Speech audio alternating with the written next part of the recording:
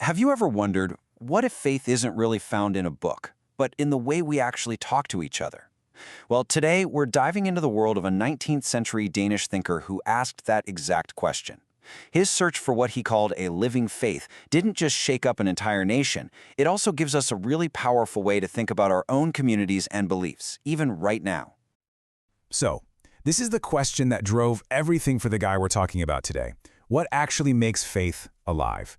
Is it something you just read in ancient texts, or is it something that really only happens when people get together and connect?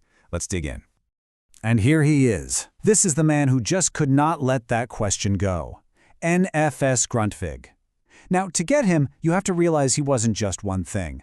He was a poet, a pastor, and a philosopher. And his ideas about faith were so out there, so radical for his time, they ended up changing not just the church, but the very idea of what it meant to be Danish. Okay, so Grundtvig's whole journey really started with a crisis. He looked around at the church in his day and saw something that just felt hollow, disconnected. So he started this quest for what he called en levende tro, which means a living faith, because he was genuinely afraid the official version was basically already dead.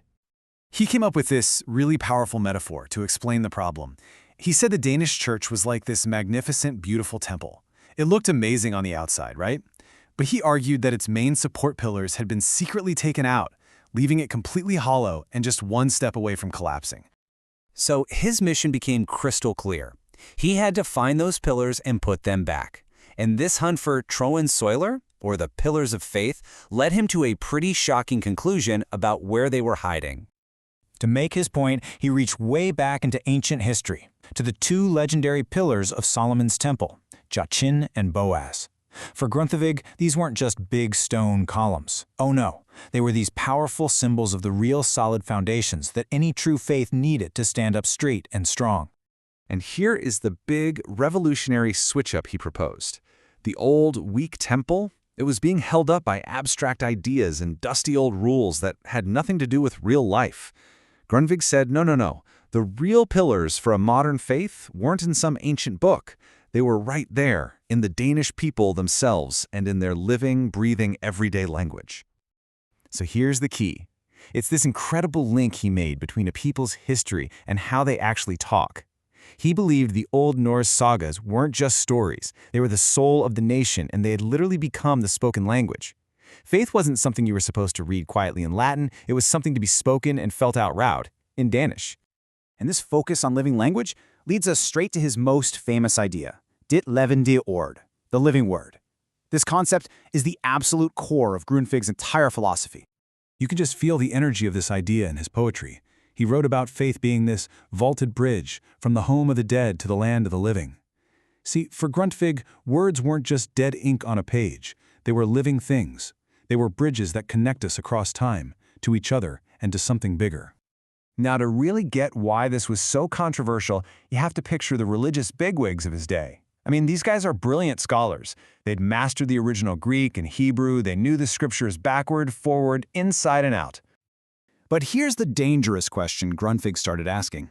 Does all that academic brainpower actually equal true faith?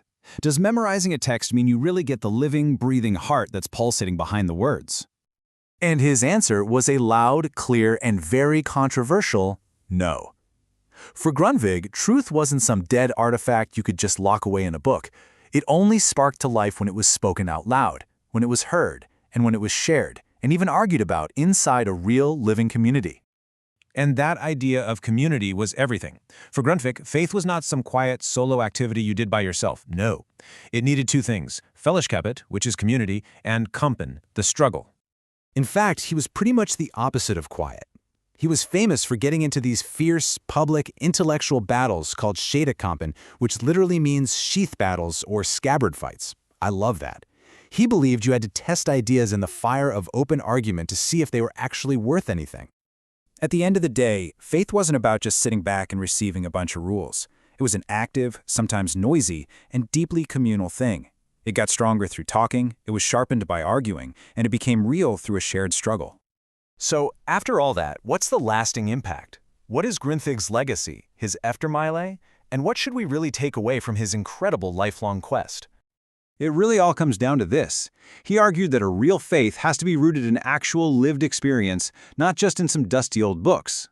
The lifeblood of that faith is the language that flows through its people, like the branches of a community. And it can only get stronger when those people actually engage with each other, sometimes in agreement and sometimes in struggle. He captured this vision of a faith that's always renewing itself in one of his most famous hymns, writing, "The blessed day with joy we see, from the sea to us arise." You see, for Grundtvig, faith wasn't some static relic from the past. It was a sunrise, always dawning, always new, and always, always alive. And that leaves us with one last question, one that echoes from his time right into our own. If Grundtvig found the living word in the language, the stories, and the debates of 19th century Denmark, where do we find it in our world today? What are the conversations, the communities, and maybe even the struggles that make our own beliefs truly come alive?